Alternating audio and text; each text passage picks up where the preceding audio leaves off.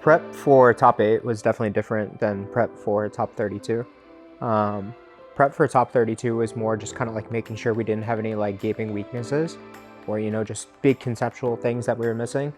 Round of 8 was a lot more specific, you know, so it was a lot more like individual. And then the challenge with that is always when you're focusing on individual things, you're focusing a lot on the opposing team.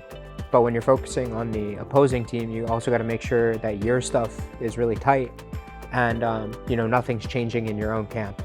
And, you know, that can be kind of difficult to balance sometimes. But, you know, I think we did like a pretty decent job at that throughout the top 8 prep.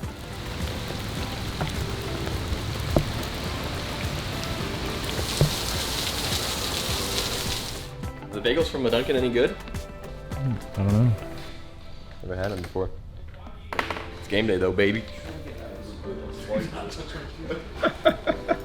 All right, yeah. So I think we're all pretty familiar with what we want to be doing with Pick Bam, but there's just a couple of variations that I think we need to talk about for Red Side. Like going into Thursday match versus Colombia, it wasn't like huge confidence because leading up to Thursday's match, we weren't doing great in scrims and whatnot, but I definitely thought if there was a team that was going to upset us early, it was them, especially being it was a best of 3. They are a really strong team. Hey, boy, oh boy, Crumbs will be in for a treat here as we have the defending champions now in the house going up against Columbia College Cougars. Maryville back at it again, Crumbs. Defending from 2019, as a reminder, there was no 2020 college season, unfortunately, due to the events of the world that are in fact still in some ways going on. But now we have Collegiate back in action here in 2021, and Maryville are looking to retain that title that they still have. Second now, Cat 2. About to be Cat 0. As Spyrax just yeeting in there with the ulti already. Shroud is good, but over he goes. It's on Orange with a flash. And there's Spyrax with the execution, and Jin looks like a sitting duck in that ulti, but the collapse is happening here on Orange. Could be in trouble. It's Nintendo, looks for the binding, but doesn't quite find it. Spyrax over the top with the E, gets himself out effortlessly as the rest of Maryville looks for the fight. The hook is so good as Odd Orange is going to take out Rovex, and that tower's dead, so they're going to keep chasing. Odd Orange still with the axes ready to go. It's Azo that's in trouble. Spyrax yeets on in there and gets that kill, and Maryville just explode. Yeah. And CC gonna land, but Ragnarok is popped, and goodness gracious, someone's getting played into the team. It's Azo now gonna have to get himself out of there with the ulti. Spyrax diving in. Chippy's gonna take out Katsu. Nintendo is gonna be left for dead as well. Soul Strikers is good, but does not latch as the damage is so good. Azo gonna die. It's absolute chaos. Rovex almost finishes off the job with a triple kill out of Bucksack, but at the end of the day, it's Spyrax and Chippy still alive as everyone on Columbia is dead. That was MNRL finishes off that in here, but they are looking at ends here. Maybe have to wait for a wave here, but you have to know they are going to go for it. There's no reason to back away. You've got nothing left to take for the game. Looking good and then some. Here's another deadly hook, but they're going in. There he goes. Spyrax is popping off. Rovex is the target, but not committed just yet, but still dances around the rest of the follow-up harass. Rovex is so low. The Nexus almost exposed. Spyrax ult 2s to get himself out of there, but see you later, Nexus. Maryville, they've done it. The dive is happening. Can they keep it alive? No, they cannot. Maryville are going to take game 1. All right, 1 game. Let's go. One more. I like the drop the one. I will say that the first match after a break is always like the most difficult. It's always the first and the last match. So, you know, just getting started, and then once you're started, it's kind of easy to continue, right? But first match was definitely like a lot of nerves from the team, but also just like quiet confidence. You know we were a good team, and we knew we were the better team. It was just more us making sure that we showed up and did what we were supposed to do. We're the better team, we have better control than them. As long as we just don't get too antsy and give them what they want, it'll be perfectly fine. These champions are the only way that they can try to get themselves back into the series, okay? So just don't do anything different, and you guys will smash them. Flash on set. Ooh, love this here for Azo. Gonna move them in, gets the double pull, but can they do more? Odd Orange is there, great ulti out of Evan RL. Orange low, but he gets about up. Spyrax there looking to play disruptive there in the rest of the fight as Chippies has to revisit. Actually left his team. This was a 4v5 for Maryville. Are you kidding me? Spyrax there just diving in there looking for the kick. Finds it there as he does get a bit of damage done, but Azo does kill Odd Orange. A massive gnaw though out of Chippies is going to wipe the rest of them off this rift as Maryville will find the ace. As Maryville look to put the finishing touches on the enemy Nexus. Okay. And here. Set. Still looking for the angle. Yeah, finds the dunk, but it's onto Chippies, but the damage is just too much. Can they get the kill? No, not yet. It's Shady with the clutch devour once again. Odd Orange is going to dive into the enemy team because he doesn't mind. He'll die for the cause as Rovex will pick up some extra stacks as a result. But the rest of the team is in. Spyrex with a massive kick finds Cat 2 once again. And that is going to be game as Spyrex goes legendary alongside the rest of the squad, and Maryville are going to sweep through Columbia Cougars to push themselves one round forward. After 2-0 in Colombia with like a good series, I mean, doesn't matter how our scrims were leading up to that. Like if they were really poor, it didn't matter because you get like a confidence high when you win actual matches. So I'd say our confidence jumped up a lot after that series.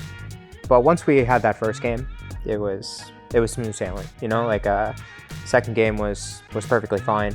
Definitely expected to win, but you know, it's all about just making sure when you're expected to win that you actually go through the steps that you need to win.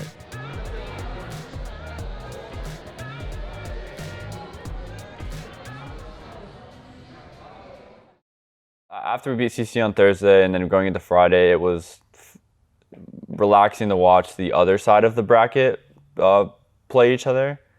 Because they struggled a bit. It wasn't, they didn't, no one felt, it felt like no one was as decisive in their wins as we were. What? Oh, no!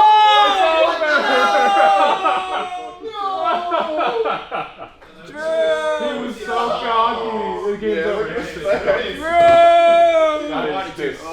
I wanted ISU to win so bad. I wanted ISU to win so bad just so I could literally spam post Drew's face on Twitter. No! What a move. Alright, ready? No way, Drew. Ah. How was the game after that? I don't know. I feel so bad. It's like Korean. You read those? I play Valorant, yeah, we can read Dippin Dots. It's Dippin Dot time. Dippin Dots. Oh, I gotta send in my order. Talk to me about your Dippin Dots adventure with Tej. What was like the reasoning behind, like the obsession behind getting Dippin Dots, and like how did that whole experience go? So I used to eat Dippin Dots, like everyone used to eat Dippin Dots when they were kids, I think, or at least once or twice used to have them. Where like you get it at a zoo or an amusement park. So we went to the zoo like a month ago, and they had Dippin Dots, and they were so damn good. So I wanted to see if me and Tej love them so much. We wanted to see if you could buy them anywhere but the zoo, but it turns out like you actually can't. Like you have to go to random grocery stores, and they're sold out at random grocery stores. Like, and they're hard to find. Not a good sign. Not a good sign. Orange is still looking, but it's lost.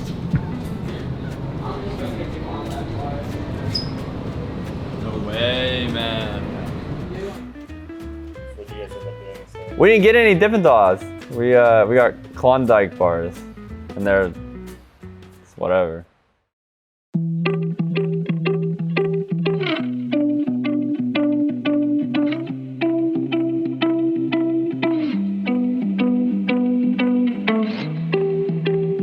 I think anytime we're versus a collegiate team where they have one player in one role who is not at least Grandmasters, we will always match up extremely well versus them because the individual talent here is so high that if they're versus a diamond player, for example, or a low Masters player, they just the gap is too big and it bleeds into the rest of the game.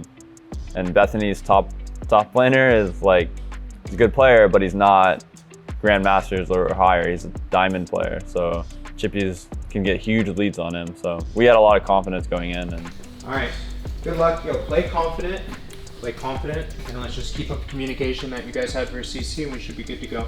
We don't have to do anything crazy. We don't have Baron anymore, so that's important. But I mean, at this point, slowly Maryville are losing. That's a hook onto Shady. Here we go. They take the engage onto Spyrax. Spyrax is out of the fight. Chippies is in the front, has to get gobbled up by Shady, but look on the back line. Spyrax goes in for the fight. He's right onto Wizardess. Wizardess goes golden. Spyrax trying to heal, trying to get over the wall. Does flash. The fight resets here. Spyrax goes back in. Spyrax. 3-man knock up there, but it's going to be Vladimir getting the kill. Hollywood goes down first to fall as everybody else, as Chippies is just manhandling these fights as Vladimir starting to hit that power spike. For them, so many super minions available for Maryville. They take all of their structures, and now there's a huge ask for Maryville. The question is, do they go for it? They're gonna end. Going for it. Evan RL's going for the end. Hunter is still in the Dragon Pit, and Shady takes the last lick of the Nexus, and that'll be Maryville going up 1-0 in this best of 5. Hey, listen, take 5 minutes, come back, we're gonna chat. We're self-conflicting like crazy. We just gotta pick something and just do it. We had kind of slow starting champions, a lot of scaling across the board. I mean, we had a Vladimir top, Yone mid, Tom Kench Senna. You have 3 lanes that want to pretty much just farm for the most part. So we like accumulated like maybe a 3,000 or 4,000 gold lead with like 1 or 2 kills, I think.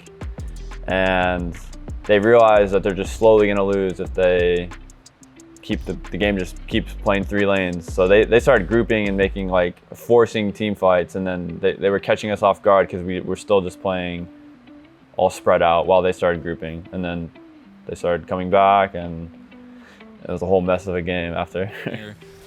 And maybe Bethany, this is their spot to take the fight. They won the last one they took up here, but there's the Weaver's wall coming through to block Wizardage off from the rest of his team. The flank from Hunter. They can't get over the wall, though. The Weaver's wall's finally gone. Stan United comes out. Auto Orange flashes away. Evan RL is still untouched there. Gets the kill for Chippies. And the Maryville with the gold lead, with the gigantic wallets that they have, will secure that fight and more than likely the game. That's a triple kill for Chippies, make it a double for Auto Orange, and a full, complete, total ace to round out game number 2. Maryville University 2-0 up in this best of 5. Tokyo drifted in that jungle. Huh? You guys just flying, bro. Game 2, bot lane played, we had Varus Thresh again, and that's like the best bot lane in the game, and they just double killed bot at like 4 minutes, and Shady just started roaming everywhere and blew open the whole game. So that was, after he did that, I mean, the vibes were great. Like, we thought we were gonna 3-0, easy peasy. Button, they find the culling here as well as the damage, as that's a killing spree for Shady. On the Nautilus. Bradley! Flashing forward, the combo, the Tibbers damage, the needlework is doing so much. Chippies is still alive! How does that happen? As Auto Orange is getting caught out, this is a very split fight. It's Chippies is gonna help get the Tibbers, but Auto Orange gets the kill with the flash, and that is Bethany getting wiped. The only member left is Hunter. They don't get the hook. Hollywood goes wide, and the dredge line cancel, as that's huge splash from Auto Orange onto Bradley. Bradley's getting low, but on the backside, Chippies is taking the rest of Bethany with them, as so much damage is coming out. Double kill for Spyrax. Give another one over to Maryville. Another double kill, another fight win, and Maryville take it yet again. They're starting the Baron. So, as they find the stun on Auto Orange, they've got to get the members that matter. Look at Chippies, look at Spyrax, look at Evan RL. It doesn't matter. No damage is going on to the members that I just called out. There's the huge combo, though. Look at the AoE, but it's not enough. Killer instinct from Evan RL, and that's the nail in the coffin here, as Maryville will take the fight, and they've got Baron minions. They've got their ticket to the grand finals. The Kings of the North are back, and they will look to defend their crown. Pretty good stuff. Woo! Now, Shady, we have been so hyped about you on the desk. I just got to let you know it's been so much fun getting to watch you play. Now that you have secured the spot in the finals, how you feeling, dude? Feel good. Job's not done yet, so we still have another series. We really wanted to do the undefeated run, but unfortunately we couldn't do that. But we're still going to finish off strong and still try to go for this win. So after we won Game 4 versus Bethany and we made it to the finals, it obviously feels good, right? I mean, you just made it to the finals, but I didn't want to drop a game. Nobody wanted to drop a game going into the finals, but you know, we did.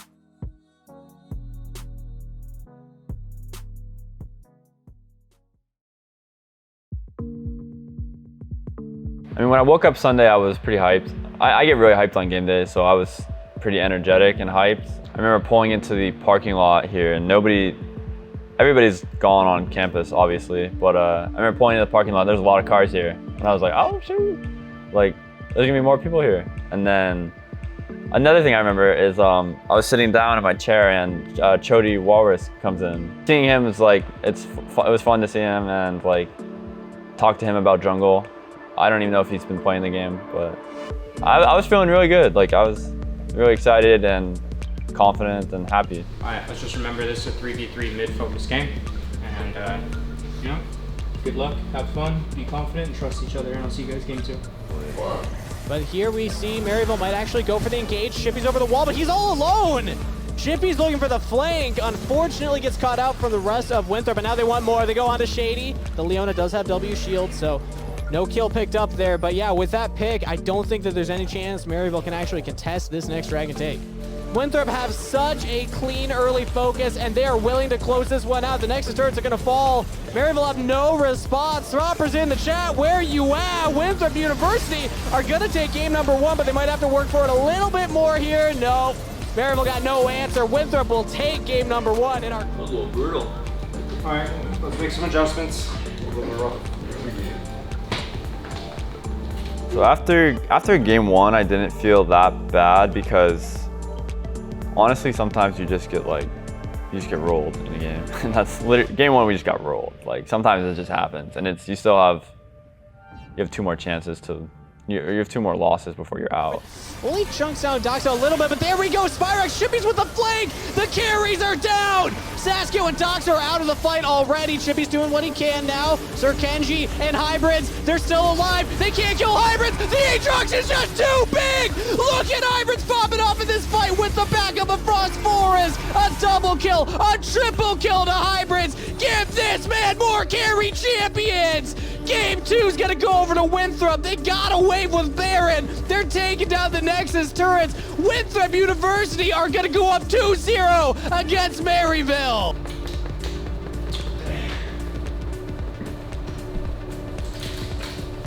Oh, I can follow through this game. It's so annoying. Alright guys, we just need to clean out the first couple players. Like, we're giving them work, starting off on the back foot, like, really early. The game was looking pretty good, and then we kind of threw that game, and like after game 2, you could feel the atmosphere in the air was really tense. Everybody knew like no more bullshit, and like or we're out. So it was really intense after, or really tense in the air. I think Maryville here. Chippy's getting 1v1 by Doxa. All right, Maryville are starting the Dragon up. Hybrids, where does he look for the engage right here? Sir Kenji's walking forward. Saskio doesn't really have any threats on him right now because Chippy's is being dealt with by Doxa. This is beautiful positioning from Winthrop. Yeah, he's marking Chippy's in a really good manner.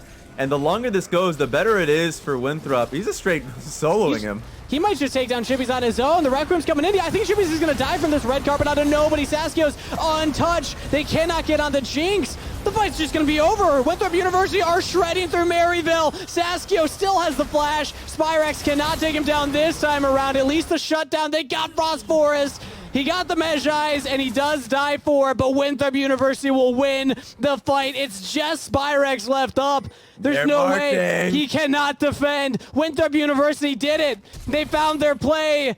They're going to march this wave, and Spyrex will have to make the hero play to end all hero plays. He's in the smoke, but he's not going to find it. He doesn't have ult. He doesn't have summoner spells. The Nexus turrets are falling. Maryville held the crowd, but the Eagles bow to no.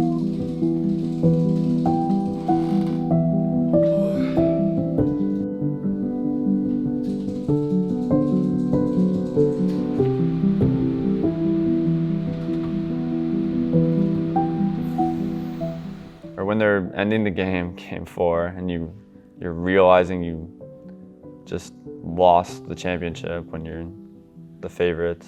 I mean,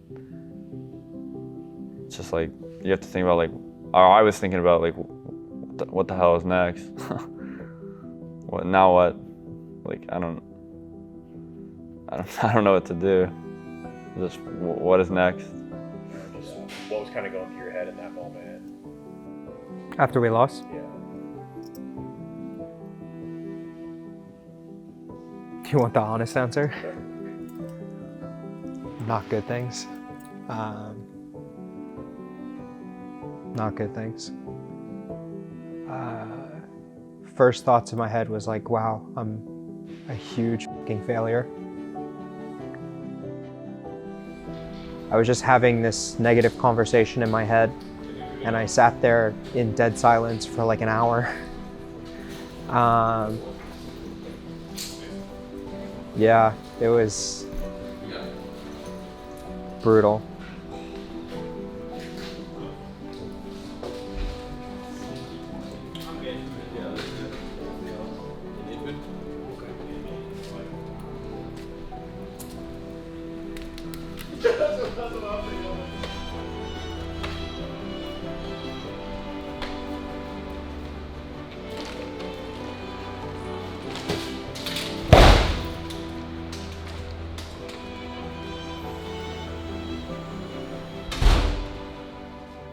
I mean, coming into Maryville, I wanted to show that, like, if you just pick up, you know, the highest level of talent waiting to go into collegiate because they're not getting academy offers or they don't want to play academy anymore. I wanted to prove that if you just bring them into collegiate, they'll just smash everybody. We didn't do that, so that. Of course, we did this on my last interview. I think I'm growing a lot, like, in all aspects of my life. So, like, going to Maryville, 100% the best decision I made coming into this year. And as for looking forward to, I want to be more dominant, man. Like, we have not been dominant this year. We don't have to win proving grounds to be dominant, because that's obviously mixed in with academy teams and whatnot, but, like, we have to be better than this. And I just want to be better than this. So I just want to be better. I think our chance of winning this year was just about as high as it could have been. I think we went something like 26-2 in games leading up to finals. But anyone can beat anyone on any given day. So, you know, just had to lose, had to learn from it. And now I just get to make adjustments over the summer and, you know, get back to it. At the end of the day, we're still the scariest collegiate program, because I think the only thing scarier than me or the team when we're winning is me or the team after we've lost.